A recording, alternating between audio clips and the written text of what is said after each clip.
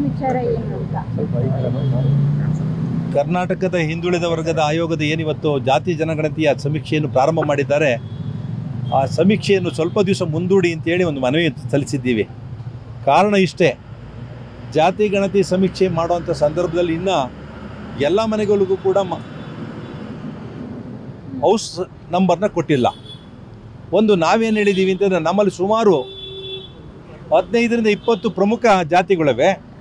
ಒಕ್ಕಲಿಗರು, ಲಿಂಗಾಯತರು, ಮುಸಲ್ಮಾನರು, ಯಾದವರು, ಬಲಿಜಿಗರು ಮತ್ತು ಇನ್ನೂ ಹಲವಾರು ಪ್ರಮುಖ ಜಾತಿಗಳನ್ನ ಕೂಡ ಆ ಜಾತಿ ಇರ್ತಕ್ಕಂಥದ್ದನ್ನ ಮೆನ್ಷನ್ ಮಾಡಿ ಜಾತಿಗೊಂದು ಕೋಡ್ ಕೊಡಿ, ಉಪಪಂಗಡಗಳನ್ನು ಕೂಡ ಅದ್ರ ಕೆಳಗಡೆ ಹಾಕುವಂಥದ್ದನ್ನ ಮಾಡಿ ಅಂತ ಹೇಳಿದ್ದೀವಿ. ಈಗ ಏನಾಗಿದೆ, 2012ರಲ್ಲಿ ಒಂದು ಜಾತಿಯಲ್ಲಿ 800 ಚಿಲ್ಲರೆ ಜಾತಿಗಳಿದ್ದವು. ಈಗ 1561 ಜಾತಿಗಳನ್ನ ಪಟ್ಟಿ ಮಾಡಿದ್ದಾರೆ.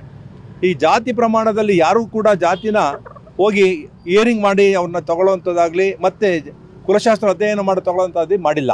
ಅದಕ್ಕೋಸ್ಕರ ನಾವು ಇದನ್ನೆಲ್ಲ ಕೂಡ ಮಾಡಿ ಒಂದು ಮುಂದಿನ ದಿನಗಳಲ್ಲಿ ಒಂದು 2-3 ತಿಂಗಳಲ್ಲಿ ಪರಿಶೀಲನೆ ಮಾಡಿ ಮುಂದೂಡಿ ಅಂತಕ್ಕಂಥದ್ದನ್ನ ಮಾತನ್ನು ಹೇಳಿದ್ದೀವಿ. ಒಂದು ಈಗಾಗಲೇ ಏನು ಈಗ ಇವತ್ತಿಂದ ಪ್ರಾರಂಭವಾಗಿರ್ತಕ್ಕಂಥ ಹಾಪ್ಗೆ ಇನ್ನು ಸರ್ಕಾರನೇ ಅದಕ್ಕೆ ಒಂದು ತರಬೇತಿಯೂ ಕೂಡ ನೀಡಿಲ್ಲ, ಹಾಪ್ಗೂ ಕೂಡ ಅದನ್ನು ಇನ್ಸ್ಟಾಲ್ ಮಾಡಿಲ್ಲ.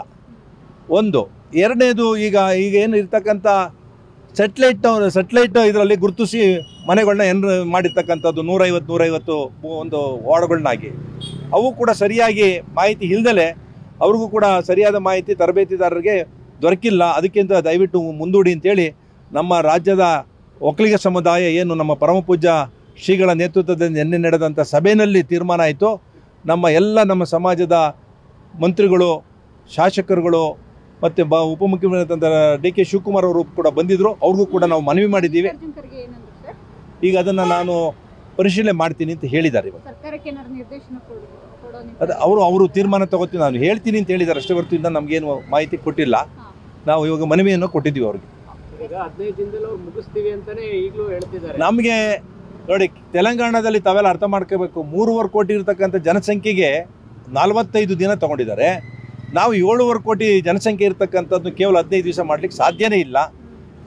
ಎರಡನೇದು ಏನು ಮನೆಗೆ ಹೋಗಿ ಸಮೀಕ್ಷೆ ಮಾಡಬೇಕಲ್ಲ, ಒಂದು ಸಮೀಕ್ಷೆಗೆ 2 ಅವರ್ ಆಗ್ತದೆ. 2 ಅವರ್ ಬೇಕು. 2 ಅವರ್ ಅಂತಂದರೆ ನಿಮಗೆ ಒಬ್ಬ 10-20 ಗಂಟೆ ಕೆಲಸ ಮಾಡಬೇಕಾಗ್ತದೆ. 20 ಗಂಟೆ ಸಾಧ್ಯನ ಯಾರು ಇನ್ಮಿನೇಟ್ ಒಂದು ಕೆಲಸ ಮಾಡಲಿಕ್ಕೆ 15 ದಿವಸದಲ್ಲಿ? ಅದನ್ನೆಲ್ಲ ತಾಂತ್ರಿಕವಾದಂಥ ದೋಷ ಇರೋದ್ರಿಂದ ಸ್ವಲ್ಪ ಮುಂದೂಡಿ ಅಂತೇಳಿ ಸುಮಾರು ಒಂದು 3 ತಿಂಗಳ ಕಾಲ ಕಾಲಾವಕಾಶ ಕೊಡಿ ಅಂತ ಕೇಳಿದ್ದೀವಿ. Thank you sir.